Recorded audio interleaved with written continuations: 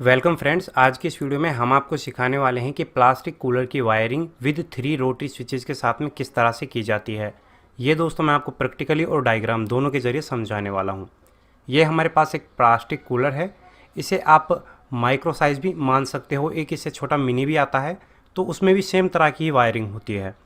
इसके अंदर 3 rotary switches लगाए गए हैं। रोटरी स्विच वो होते हैं जिन्हें घुमाने पर जो कि कट कट की आवाज़ें करते हैं। इसके अंदर पहला स्विच है जो कि हमारी मेन मोटर के लिए है, जो कि एयर फ्लो का काम करती है। दूसरा स्विच होता है हमारी स्विंग मोटर का, जो कि हवा को फैलाने का काम करती है। तीसरा आता है आपके वाटर पंप का, जो कि आपकी पानी की मोटर होती है। यहाँ पर दोस्तों आपके पास पहली लीड आती है आपके मेन मोटर की, जो कि आपका कूलर का मोटर होता है। इससे 4 वायर निकल कर आती हैं। एक ब्लू है, एक रेड है, एक ब्लैक है और एक वाइट है। यहाँ पर मोटर की 4 वायर हैं। अगर आपकी मोटर से 2 वायर भी निकल कर आती हैं तो कोई दिक्कत नहीं है, इस वीडियो में उसे भी कवर करेंगे। दूसरी आपकी दोस्तों 2 वायर यहाँ पर रेड कलर की निकल कर आती हैं आपके वाटर पंप की, जो कि दोस्तों आपके पानी का मोटर होता है। उसके यहाँ पर ये 2 वायर हैं। आप कलर से कन्फ्यूज़न में मत रहिए, जो वायर निकल कर आती हैं आप उन्हें मानिए। आपकी तीसरी होती है इलेक्ट्रिसिटी लीड, वो लीड जिसे आप मेन इलेक्ट्रिसिटी यानी कि लाइट में प्लग में लगाने के काम में लेते हैं, वो वाली। और आपके पास 2 वायरें आती हैं येलो कलर की आपकी स्विंग मोटर की, जो कि आपकी हवा को फैलाने वाली मोटर होती है। छोटी मोटर लगी होती है जैसा आप देख पा रहे हो, ये वाली। तो दोस्तों इनका हम कंप्लीट वायरिंग करने वाले हैं। उससे पहले मैं आपको दिखा दूं एक स्क्रीनशॉट, जो कि दोस्तों मैंने इस कनेक्शन डायग्राम का बनाकर तैयार किया है, जैसा कि आप यहाँ पर देख पा रहे हो। दोस्तों ये सिंपल सा है, बेहतर रहेगा आप इसका स्क्रीनशॉट बना लें। इस तरह से आपको कनेक्शन करने हैं। ये मैंने एक डायग्राम बना के आपके लिए तैयार किया है ताकि आपको समझने में आसानी रहे। अभी हम कनेक्शन करेंगे, तो सबसे पहले आप एक बार इस स्विचेस को समझ लीजिए और इनके जो टर्मिनल हैं, पॉइंट्स हैं, उनको समझिए। जैसा कि ये वाला स्विच है मेन मोटर का, इसमें जो ये वाला पॉइंट है इस पर एल लिखा हुआ होगा, यानी कि एल फॉर लाइन। और जो इससे अगला वाला टर्मिनल पे इस पर 1, इस पर 2 और इस पर 3, इस तरह से नंबर्स लिखे हुए होंगे। इसी तरह से आपका सेकंड स्विच स्विंग मोटर का, इस पर एल लिखा होगा, इस पर 3 लिखा होगा।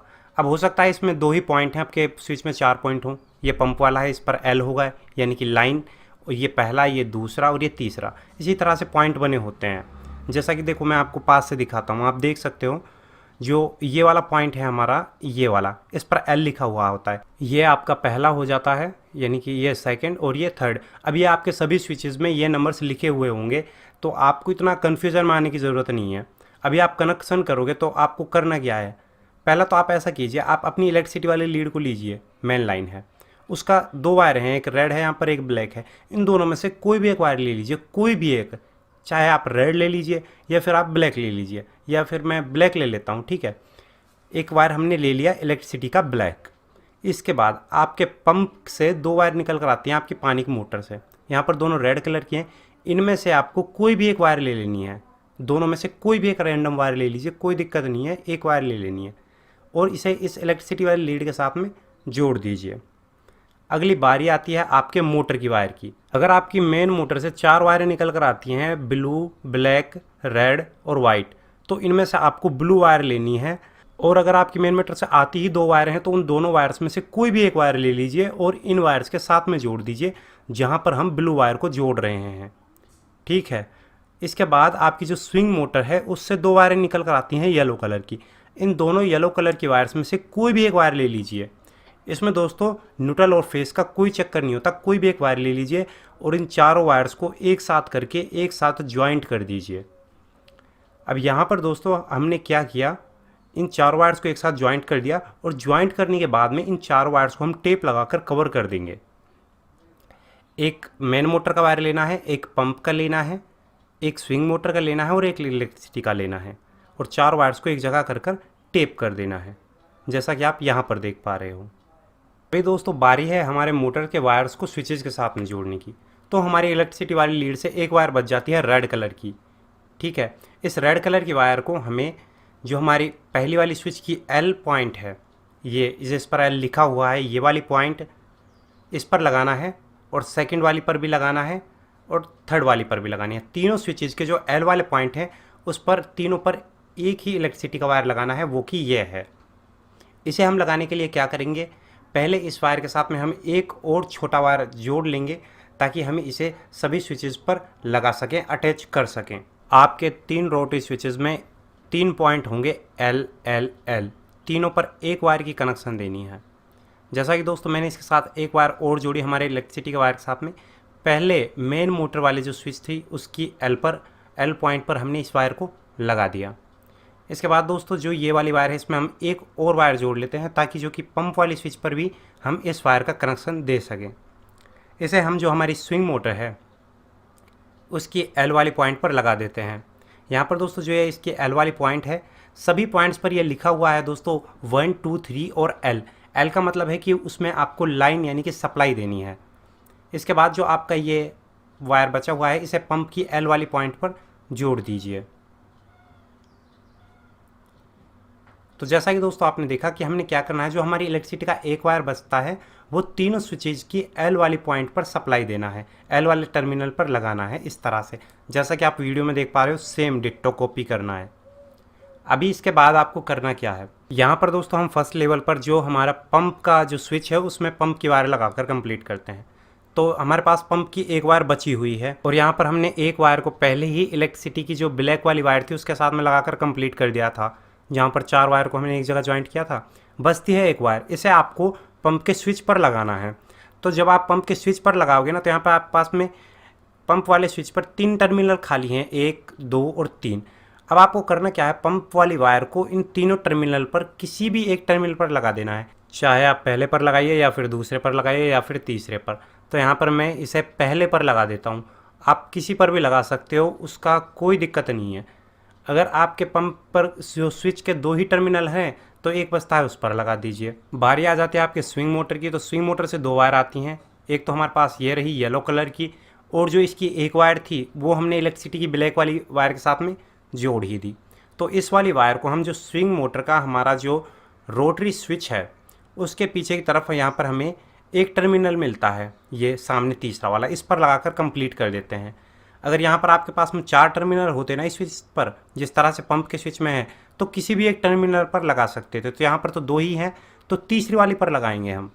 तो इस तीसरी वाली पिन पर मैं इस वायर को लगाकर कंप्लीट कर देता हूँ।